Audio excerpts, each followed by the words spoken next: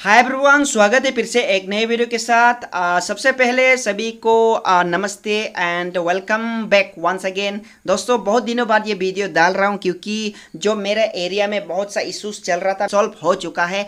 Electricity भी अभी आ गया है और जो रोड ब्लॉकेज था वो भी क्लियर हो चुका है। ठीक है दोस्तों, तो बहुत दिनों बाद ये वीडियो डाल रहा हूँ और ये वीडियो के साथ आपको गुड न्यूज़ देने वाला हूँ। वो है एपीएसएसबी द्वारा एडवर्टाइजमेंट जारी किया गया है combined higher secondary level examination 2024, जिसे हम शॉर्ट में कहते हैं CHSL एग्जाम। दोस्तों, ये मोस्ट अवेटेड एग्जाम्स है। ये 2024 का एपीएसएसबी का तरफ से, Arunachal Pradesh staff selection board का तरफ से, और इसका नोटिफिकेशन एडवर्टाइजमेंट ऑलरेडी आउट हो चुका है। दोस्तों, जल्दी से ऑनलाइन फॉर्म भरिएगा दोस्तों। तो इसका आज हम वन बाय वन करके डिटेल हम देखेंगे। इस एडवर्टाइजमेंट में क्या क्या है, क्या होगा, किस टाइप से एग्जाम होगा, वो हम देखेंगे। दोस्तों, यहां पर कुल आपको 53 पोस्ट दिया गया है। हालांकि ये 53 पोस्ट को थोड़ा कम लग रहा होगा, लेकिन भी अब अगर आप जैसे प्रिपरेशन करेंगे तो यहां से आपका एक पोस्ट हो सकता है विथ लेटेस्ट सिलेबस होगा दोस्तों। लेकिन आपके लिए एक प्लस पॉइंट है, नेगेटिव मार्किंग नहीं होगा।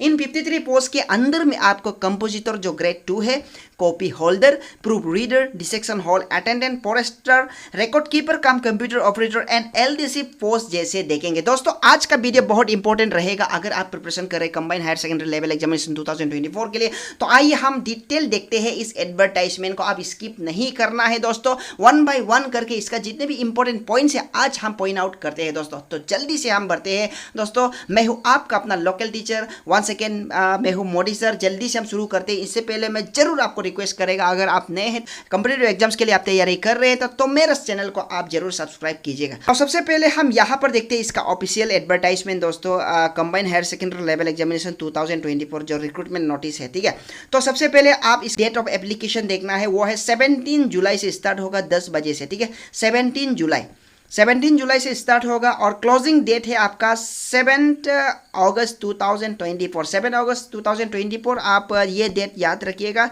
7/8/2024। ऑलराइट, ये डेट आप याद रखिएगा।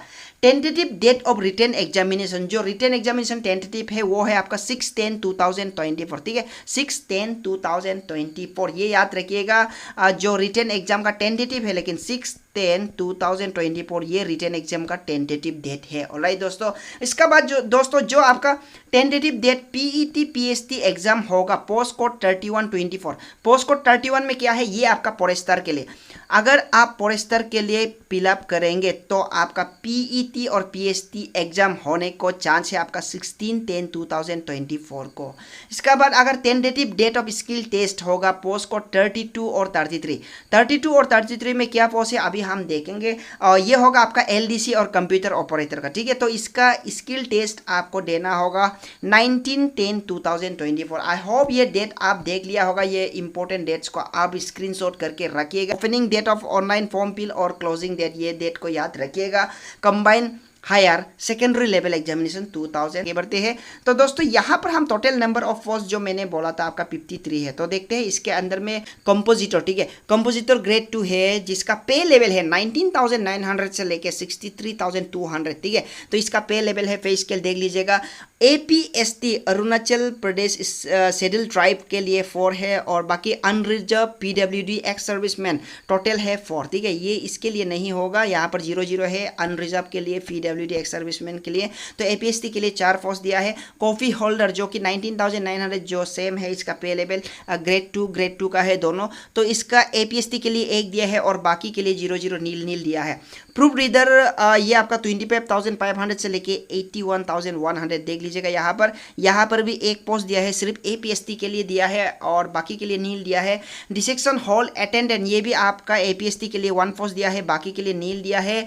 टोटल 1 हो गया। और फॉरेस्टर के लिए देखिएगा APST के लिए 8 दिया है और अनरिजर्व के लिए 12 दिया है। दोस्तों, यहाँ पर कंफ्यूज नहीं होना है, खास करके APST वाला कैंडिडेट ये नहीं सोचना है कि आपके लिए सिर्फ 8 पोस्ट ही रखा है और अनरिजर्व के लिए ज़्यादा 12, ऐसा क्यों दोस्तों। अनरिजर्व का मतलब है ये पोस्ट जो रिजर्व नहीं है इसमें कोई भी बैटल कर सकता है। I mean to say that यहाँ में कोई भी कम्पीट कर सकता है। मतलब अनरिजर्व 12, समझो कि आपका 12 प्लस 10 सॉरी 12 प्लस 8 ये टोटल 20 है ना, ये 20 जो आपका एपीएसटी के लिए भी हो गया समझो, और अनरिजर्व के लिए ये 12 हो गया। जो अदर्स होता है नॉन एपीएसटी होता है वो सिर्फ 12, लेकिन एपीएसटी के लिए समझो कि ये आप 8 प्लस 12 मतलब 24 है, क्योंकि अनरिजर्व में आप भी ट्राई कर सकते हैं। ऑलराइट दोस्तों, तो आई होप ये क्लियर हो गया होगा। इसका बाद जो record keeper cum computer operator है ना, तो ये आपका सिर्फ एक पोस्ट ही दिया गया है। अगर आप कंप्यूटर ऑपरेटर में इंटरेस्ट है तो आपको एक पोस्ट, आप यहाँ पर प्रेफरेंस सिर्फ एक ही पोस्ट है। इसका बाद जो एलडीसी है लोअर डिवीजन क्लर्क, जो कि आपका 20 पोस्ट है। आपका एपीएसटी के लिए ये अच्छा है, आपका एपीएसटी के लिए ज़्यादा पोस्ट दिया है, 20 पोस्ट है। अनरिजर्व के लिए 4 दिया है, पीडब्ल्यूडी के लिए 1 है, और टोटल 25, और कुल टोटल मिल के ये होता है आपका total 53 post. 53 post is a good number. मैं कहूँगा गुड नंबर है। अगर आप अच्छे से प्रिपरेशन करेंगे तो यहाँ से भी आपके लिए 1-2 पोस्ट हो सकता है। दोस्तों चलिए आगे बढ़ते हैं। तो यहाँ पर सबसे पहले हम देखते हैं पोस्ट कोड 27 जो कंपोजिटर ग्रेड 2 है ना, तो इसका education qualification and other qualification.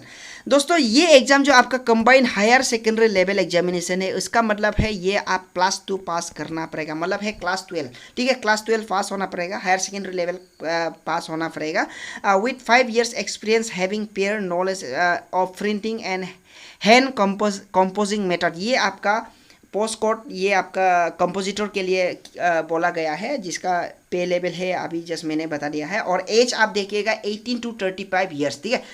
और कॉपी होल्डर के लिए class 12 pass with fair knowledge in English, English का नॉलेज होना पड़ेगा। क्लास 12 पास तो ये तो कंपलसरी है। इसका बाद आपको इंग्लिश का अच्छा नॉलेज होना पड़ेगा साथ ही साथ, ठीक है। इसका पे स्केल तो बहुत ज़्यादा है।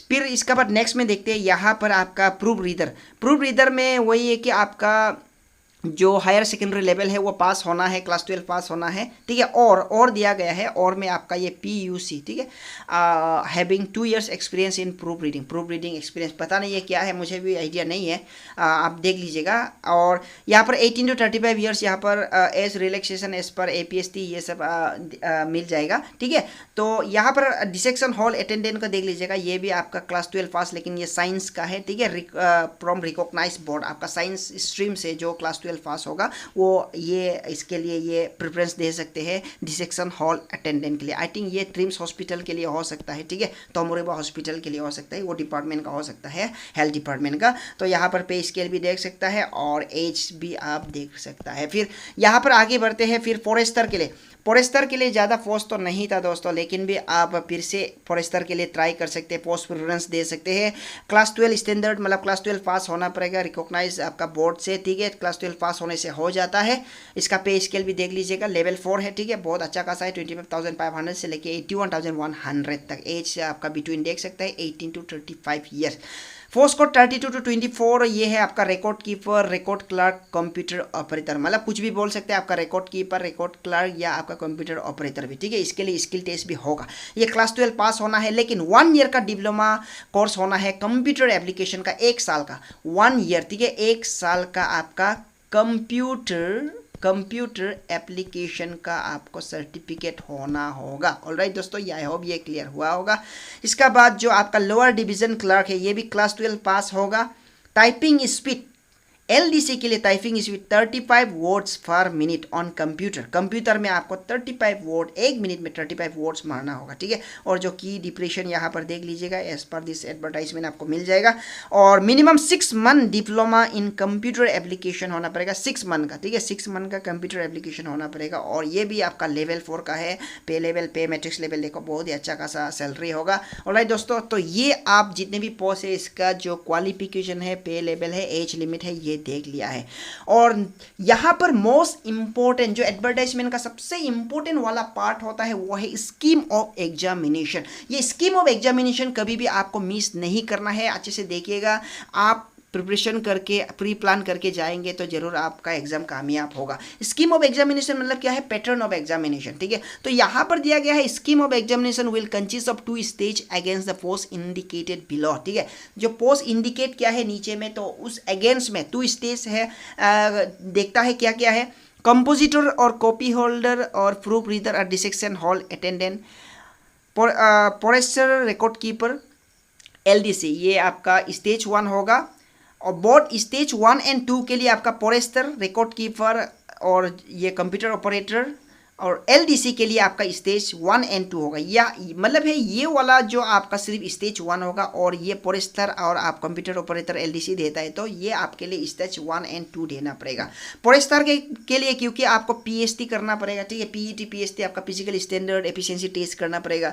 कंप्यूटर ऑपरेटर और LDC के लिए आपको तो स्किल टेस्ट तो देना होगा, तो इसलिए आपको बोथ स्टेज 1 एंड स्टेज 2 यहाँ पर देना होगा। स्टेज 1 में होता है आपका रिटन एग्जामिनेशन, जो सबसे इंपॉर्टेंट पार्ट है। इसमें मल्टीपल चॉइस क्वेश्चन होगा, 200 मार्क्स का, ड्यूरेशन 2 आवर्स होगा। यहाँ पर आपका 4 सब्जेक्ट दिया गया है। General awareness 50 marks, general intelligence and reasoning ability 50 marks, arithmetical and numerical ability 50 marks, test of English language and comprehension 50 marks, total मिला के 200 मार्क्स। और इन्हीं से ही आपका मेरिट लिस्ट देखा जाएगा, ठीक है। ऑलराइट दोस्तों, तो ये वाला में आप अच्छा से एग्जाम परफॉर्म करना है, ठीक है दोस्तों। आई होप ये क्लियर है। अभी new syllabus, according to new syllabus, मैंने सिलेबस का बारे में तो बहुत 2-3 बार वीडियो बना भी चुका है ऑलरेडी। आप ये देख सकते हैं न्यू सिलेबस में क्या क्या है। जनरल अवेयरनेस में, जनरल इंटेलिजेंस में आप देख लीजिएगा, आप इसका एडवर्टाइजमेंट भी मिल जाएगा, मेरा वीडियो में भी मिल जाएगा, जो पहले वाला ऑलरेडी वीडियो बना के रखा है। एरिथमेटिक, टेस्ट ऑफ इंग्लिश, ये यहाँ पर दी थी। और यहाँ पर there is no negative marking, ये बहुत इंपॉर्टेंट है, नेगेटिव मार्किंग नहीं होगा। एक पॉइंट है वो है एग्जाम सेंटर।